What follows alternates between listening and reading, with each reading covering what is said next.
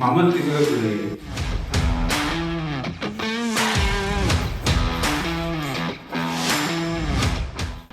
ඉන්දියානු වුණා. මම ලැබෙන්නේ.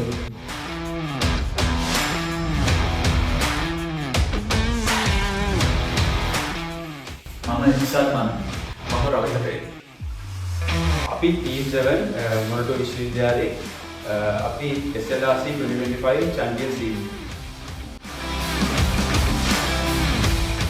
SLRC තරගාවලියට සහභාගී වන ඔබේ කණ්ඩායම පෙරළු හේතුව අපේ කණ්ඩායමේ සමාජික පස් දෙනාටම ලොකු පැෂන් එකක් තියෙනවා ආර්ථිකය ඉලෙක්ට්‍රොනික්ස් එක්ක කොහොමද දෙයක් කරන්නේ කියන එක අත්හදා බලන්න.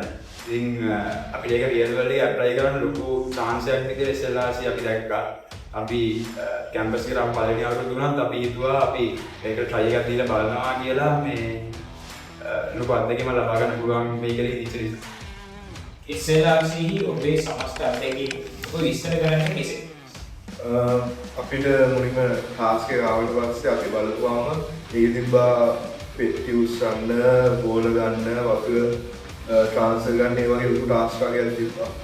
අපි දැක්කම මේ වගේ කොම්ප්ලිකේටඩ් ප්‍රශ්නයක් එක සැරේ විසඳන්න මොකද කියලා ප්‍රශ්නයක් ආවා.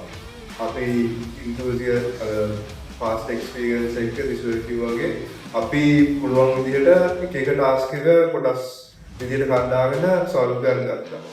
එතකොට කට්ටිය එකතු වෙලා බ්‍රේන්ස්ටෝමින් සෙෂන් එකක් තියලා කට්ටියගේ අදහස් අරන් මොමයි කියලා කොටසින් කොටස ප්‍රශ්නයක් කඩලා කොහොමද අපි ප්‍රශ්නට විසඳන්නේ, ඒ විසඳුම් මාර්ග තව ඒවා තියෙනවද, ඒ වගේ එක්ස්පීරියන්ස් එකක් වගේ ගන්න මේක ලොකු අවස්ථාවක් හම්බුණා.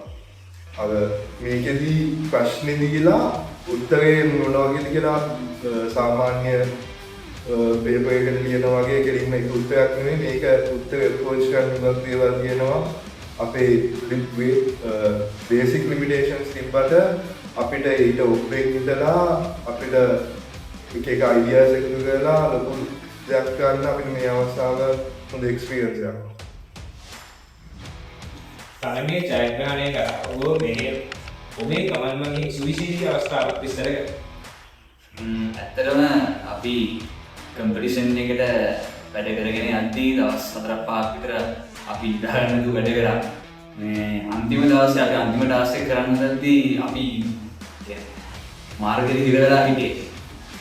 සොලියුෂන් සුඩක් තිබ්බා අපිට යූස් කරන්න පුළුවන් විදිහට ඉතාලියට ඒවා එකක්වත් අන්තිමට ප්‍රැක්ටිකල් නැහැ හිතුණා. අන්තිමට අපි කෙනෙක් කිව්වා මේ විහිළුවටගේ මේ කියන්නේ වතුර සම්බන්ධයෙන් සොලියුෂන් එකක් තිබ්බේ බටයක් දාලා ඇතර කියන්නේ මේ බටේම ඇදගෙන ගියොත් ඒක හොඳ වෙන්නේ නැද්ද කියලා.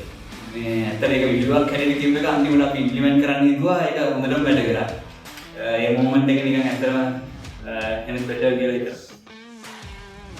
ඔබේ කණ්ඩායම තරගයේ ජයග්‍රහණය කර බව දැනගත්තේ ඔබට කුමක් සිදුනේ? ඇත්තටම අපි කම්පිටිෂන් එකේ ටාස්ක් එක කරද්දී අපිට දැක්කම කොන්ෆිඩන්ස් එකක් තිබුණේ නැහැ මේ කොහොම වෙයිද කියලා.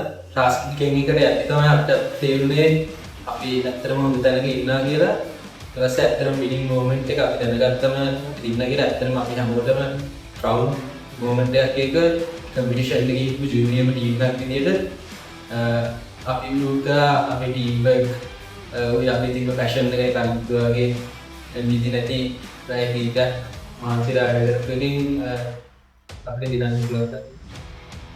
SLRC 2026 සඳහා සහභාගී වීමට සැලසුම් කරන කණ්ඩායමද ඔබට දීමට ඇති පණිවිඩය මොකක්ද?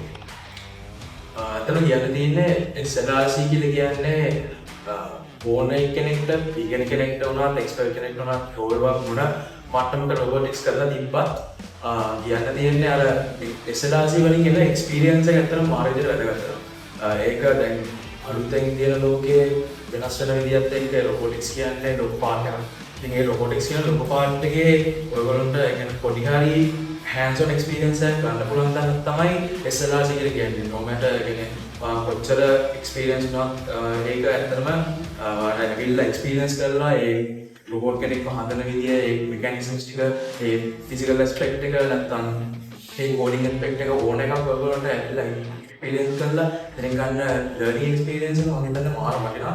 ඉතින් කියන්න දෙන්නේ just අර ඇවිල්ලා ෆන් එකක් ගන්න හොඳ ඒවා ටික ඉගෙන ගන්න එන්න ඒ වගේ දේවල් ටිකක් තමයි ඔයගොල්ලෝ මනුලුක එක්ස්පීරියන්ස් එකක් ඔයගොල්ලෝගේ ඉස්සරහින් ජර්නි ඉතින් අවසාන වශයෙන් කියන්න දෙන්නේ ඉස්කෝලේ යන අංජල මණ්ඩලයටයි කැම්පස් ඉන්න ස්ටුඩන්ට්ස් වලට ඔක්කොටම රොබොටික්ස් වලට පොඩි හරි ඉන්ට්‍රස්ට් එකක් තියෙනවා නම් අනිවාර්යෙන් ඉස්සෙල්ලාසේ එක්ස්පීරියන්ස් කරන්න ඇවිල්ලා ඒක ඔයගොල්ලන්ගේ ලයිෆ් එකේ ටර්නින් පොයින්ට් එකක් වෙන ලොකු chance එකක් තියෙනවා. ඉස්සෙල්ලාසේක හදද්දී උහුරද සමහරට ලයින් ෆොලෝවින් පොඩි කැලලක්යි පෙට්ටියක් ගන්න හරිය බෝල් විසි ගන්න ඒ වගේ පොඩි පොඩි ටාස්ක්ස් හම්බෙද්දී ඒක අචීව් කරද්දී ඒ පොඩි පොඩි ඩ්‍රැග් ගන්න වලින් සතුට වෙන්න and memories හදාගන්න ඒක තමයි කම්පිටිෂන් එකේ වටිනාකම. දිනනාට ඇත්තටම කලින් මුත් එක්ස්පීරියන්ස් නැහැ කියලා ඒක උරුවට දාගෙන මුත් නොකර ඉන්න එක හොඳ නැහැ.